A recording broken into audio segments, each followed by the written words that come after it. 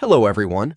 In this video, I'll guide you how to fix the Facebook Marketplace unable to confirm your age issue in a simple and working way. First, open Facebook and make sure you are logged into the correct account.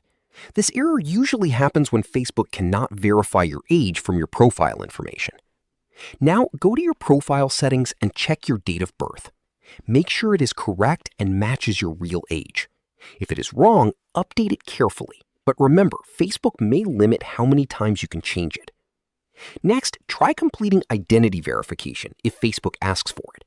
This may include uploading a government ID or confirming your identity through other official methods.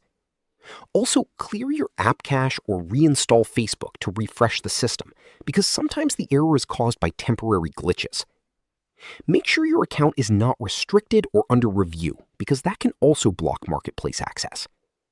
Finally, log out and log back in after making changes.